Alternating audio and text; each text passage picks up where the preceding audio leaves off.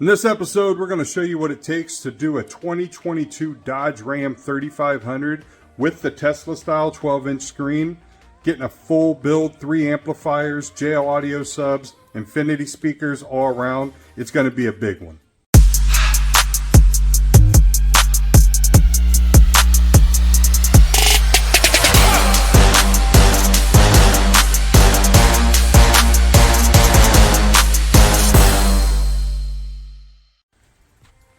So the customer just dropped off the vehicle. This is the 12-inch screen. It's a Bighorn Edition 3500 2022 Ram. What we're going to be doing is the pack AmpPro interface into this radio, which has got the Alpine premium sound as well. So to do it, we have right here is the AmpPro AP4CH41. What it is you get this nice little cool little module box. And when this is plugged into the factory radio at the T-harness, it's going to go ahead and convert all the high-level signals. It's going to actually communicate with the radio to try and remove the auto EQ and to flatten out the signal. And then it gives us front, rear, and sub output so we can hook up external amps. Now the problem with the 22 Rams is this is the harness that comes with the CH41, which is the big square locking plug, which is what you have up to 2021. But in 2022, they decided to change to a special plug. That's 2 square plugs, which to do that requires this, the APH CH42. This is, as you can see, it says the expansion harness because they had to come up with this due to the fact that they changed the plugs in the 2022s. Now to find this was not easy. They're out of stock everywhere. Luckily I was able to come across it. And then on top of that, you're gonna also need, if it has active noise canceling, which I'm assuming he does, but it may not, but I wanted to have this just in case. This is the bypass for the noise cancellation system.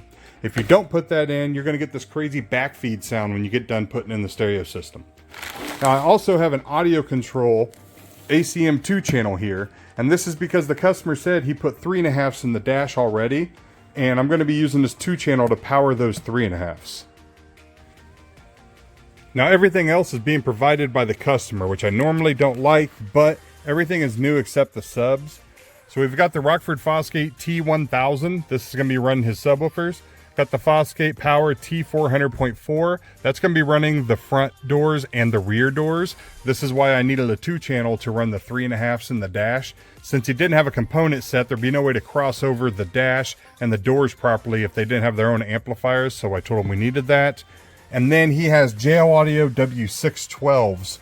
that are going to be going into a box that goes underneath this seat, which you would think doesn't fit, but he has the Fox Acoustics Box, which is a box that requires you to put mounts underneath the brackets here, and it'll raise the seat up so that the box will fit underneath and it can hold subs like these underneath there.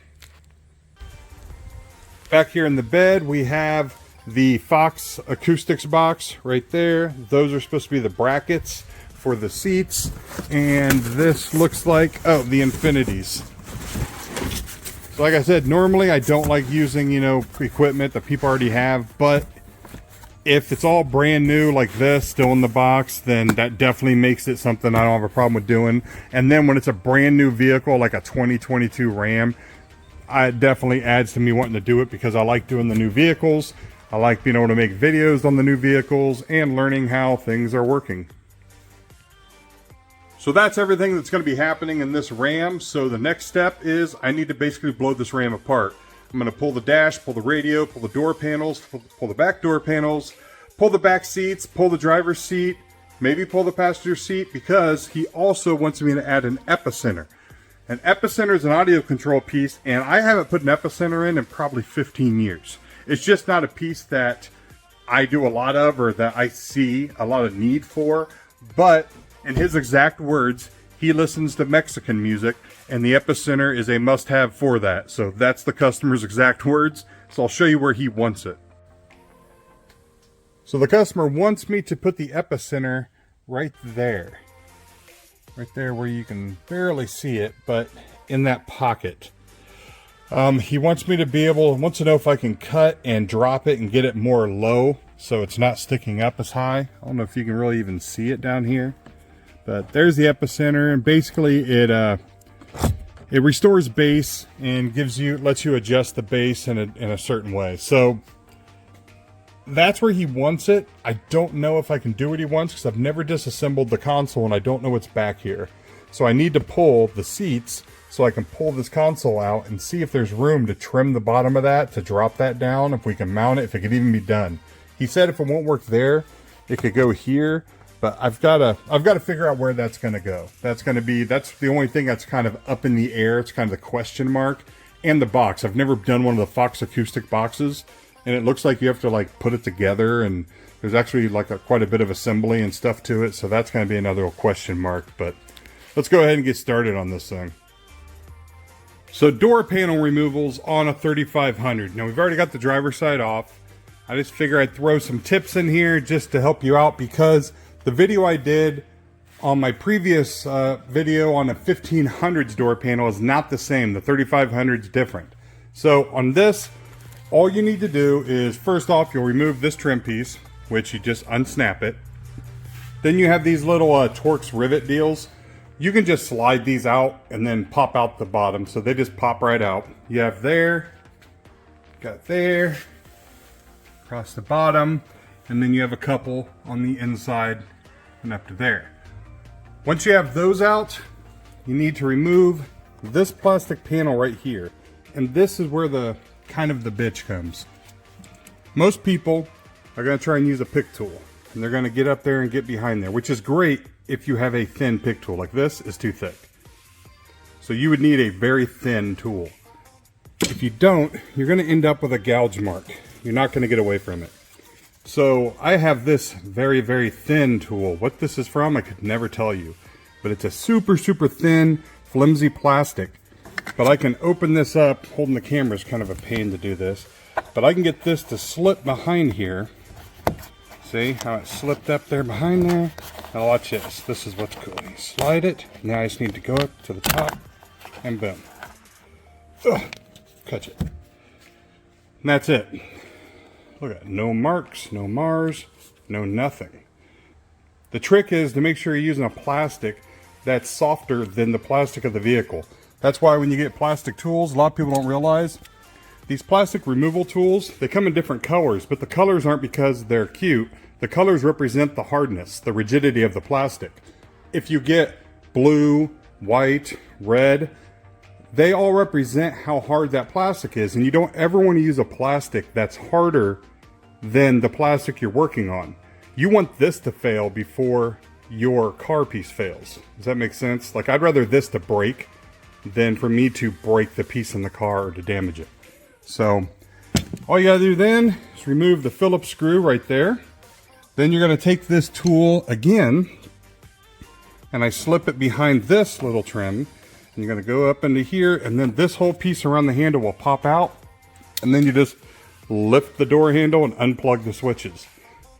I've seen guys pull the switches out so they can unplug them from up here, because they are kind of a bitch to get the plug out. I don't like doing that. A lot of times these things have metal clips, and a lot of times they're being held in so hard that you'll do marring or you'll damage it right here and right here. So just lift it up. Don't be a whiny ass about it. Take your hand, go underneath. You're going to twist your wrist. You're going to unplug it. Once you have it out, then you can pop that out from behind. And when you reinstall it, it's a lot easier.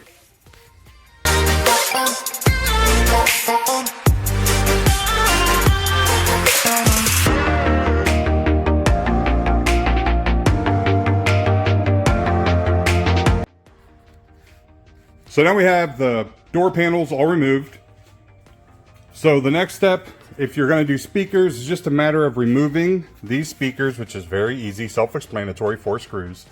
If you're putting 6x9s in, you don't need any kind of adapters. They'll just drop right in. If you're going to do 6.5s, then you'll need to get adapter plates that allow you to drop the 6.5 in the 6x9 opening. Now I've also went ahead and removed the back seats. There was no reason to really film it because I don't have a camera person to help me. It's kind of hard to set up a camera to get me. All you're going to be doing is staring at my butt as I'm bending over. So I figured I'd save you the pain of that. It's very simple. You have a bolt here and you have a bolt here. You have a bolt here and you have a bolt there. That takes out the big section. Then you have a bolt there, there, and then 2 more bolts over there. Those take out the small section. You do have the seatbelt bolt. This is the seatbelt that wraps over the seat and then goes back down through. I always keep it together, tape the bolt. It goes right here. So you'll have to take that one out also. So on this side, you technically have 5 because you have the 4 mounting and then that one. Then you basically lift up. These hooks are how the back of the seat is held in. So you're gonna lift straight up, pull the whole thing out. And if you're like my size, just pick it out, no problem. You may need help if you're a little guy, but I set them right here on the back because I don't like setting on the mounts here. Normally I would set these up here on my rack, but I'm not gonna lie to you, it kind of got really heavy and was getting out of hand. And these little flap door here, these things are a real pain in the ass. They like to bind up and cause issues. So the next step is these have to come off, obviously, these old storage floors. And I really don't know how they come off. I'm just gonna basically take off those screws there and then try to figure out how to take off those assemblies. It looks like there may be a nut that just takes them off. So once I get those taken off, then I can move on to figuring out this sub enclosure. Now this is the first time I've ever messed with a Fox acoustic sub box. I've heard of them in the past. They're prefab sub enclosures that are made for vehicles, and they're, I don't know, they're expensive, but they're not. When you compare them to like a normal prefab, they're very expensive. They're about 3 times the cost. When you compare them to if you paid someone like me to build you a box, it's very cheap because it would cost you 3 times as much that these cost for me to build it for you. But looking at this, the first time I've ever looked at one of these enclosures, I'll give you my first, what I think of it. So here's the enclosure. Right off the bat, I can see how this could be very overwhelming for someone who's not an installer. If you're just a Joe Schmo and you have no experience taking apart a car or doing anything, this is not the enclosure for you. It's just gonna be too much of a pain in the ass. Main reason is, so you have to assemble it. So it comes with these pods, and then you have grills. It's very nice. The things they set up and the way the box is engineered, from an engineering standpoint, very impressive. It's crazy what they came up with to make this count. So your sub sits in this hole. This is the back side, and this is your airspace. And they actually have it vented with a port. So it's very cool the way they came up with this design. I don't know if they did or if they took it from someone else, but it's a really cool engineering design. As far as functionality and putting it together, I was not expecting to have to silicone pods on here, and it doesn't come with any kind of silicone. So you're gonna have to have a tube of clear silicone. I need to go ahead and get that done because I want these to be dry. So once you silicone them down, you're supposed to screw them in. The only instructions you get is this, and that's the sad part. This is where I say it's gonna be overwhelming for someone because there's no instructions on how to remove the back seats, how to properly take things out. And then you have these right here, which these are risers. So you have to put these underneath the seat brackets when you put the seat back in, and this will raise the seat an inch. So this is gonna have an inch up so that this box will fit underneath. It's not really something for, I don't think, the do-it-yourselfer. I'm sure there's people that can do it, but I'm sure a lot of those people screwed things up and they just didn't tell anybody. Because you can really mess up taking out parts in a vehicle if you don't know what you're doing, and then putting the bolts back in. You get a lot of guys that try to use, an air ratchet and they don't, start the threads. You can cross thread. Just some better instructions, I think. If you're gonna sell something with this many parts and this complicated looking, very thorough instructions are needed. But I am looking forward to seeing how this sounds because it looks like it's gonna be pretty badass. The only thing I question is this right here, this plastic. I don't know, it seems to be pretty rigid. I'm sure they've tested it, but there's some subs I know that could warp the hell out of that. So we're over here on the passenger side. We've got the driver's seat removed. Now we're gonna take out the 12-inch screen. These are ridiculously easy to remove. All you have is 2 Torx screws up here underneath the rubber mat. Then you're literally just gonna grab it up here and pull. Jerk straight out and you'll unsnap it and the entire thing comes right out. I mean, let me get my other hand here. It is crazy that's all held in with just clips. So you got 2 screws at the top and then you just pull straight out. So now I'll unhook all the connectors and get this removed. Okay, and once you have the screen out, this is actually the radio. The screen is just, consider that like a monitor. It's an interface. This is actually your radio, the whole unit. You're gonna take out 4 7mm, pull this down, and then right there, those are the connections that you're gonna need for your AmpPro, and that's the new 2 square plugs. I don't know why it's not focusing. But those are the square plugs that they have now instead of the giant connector. And then, you know, right there you got your satellite radio, your antenna, all of your connections. So this is actually the unit. The screen is not the radio. A lot of people get that confused. So now that I have the driver's seat out, the back seat out, I've got the radio pulled, the screen's out, the tuner box is out, I've identified where my AmpPro is going to hook up and everything's good there. Back here I've got kind of an idea how the amp rack's going to go, but I'm not really sure. I'm going to have to talk to the customer, make sure he's happy with this. With the way this box sits in here and everything, the amps, I'm thinking of doing a plastic base there to hold the amplifiers there. The only issue is I'm going to have to mount the amplifiers upside down.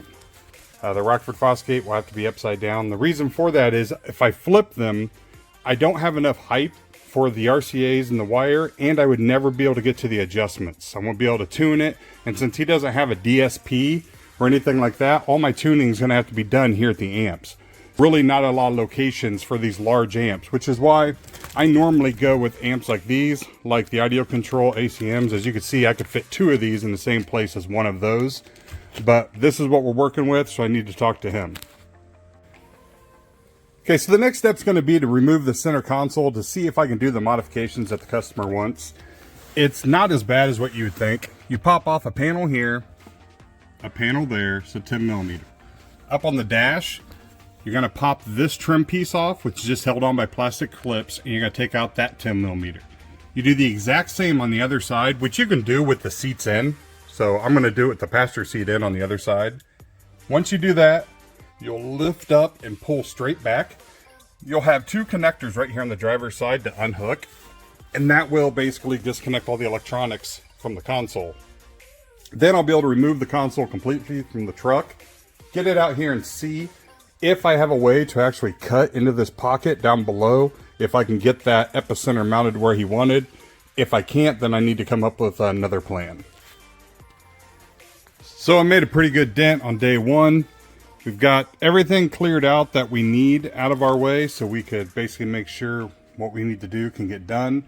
We've located all the wiring for the AmpPro, so we know that we're good there. We can route all of our wiring. We can pull the carpet up, get all of our wiring ran down through the center of the vehicle. I need to make sure that I have a pass-through, which on most Rams there is. If you pull this carpet up, there's a pass-through in the metal, because if you go over that, that's going to be a problem with the box. So I can go that way, or I can come around the have to, but I'm almost positive I have a pass-through. The amplifiers, we're going to have to more than likely be mounted upside down so I can have access to the controls. We can't go up any higher because of the vents. We have these modules, and if I flip it, I'll never have access, and we won't have enough relief for the wiring. So get the plastic and everything designed and cut for the rack. Then we'll recut all the padding so we can put the padding back in, because that creates a ton of road noise if you leave that padding out. I want to try and only have this side done. Over there, I want to try and keep as solid as possible. The epicenter is not going to fit in the console where the customer wants it. You can't cut below the pocket. The wiring, there's a harness that runs right underneath. Also, there's a heating duct. So we're going to have to find a different location for the epicenter. So tomorrow I'm going to have to look around, see if I can find some places that may be cool. Convenient locations, I don't know. He said we could mount it right here, which is fine. I just feel like that's too generic for me to do. So if I did do it right there, I would have to find out how much that panel costs to see if I could modify that panel to make it look neat, because just mounting it right there would just seem like a slap in the face for all this work that's getting done. So that's that. We'll jump back on this tomorrow.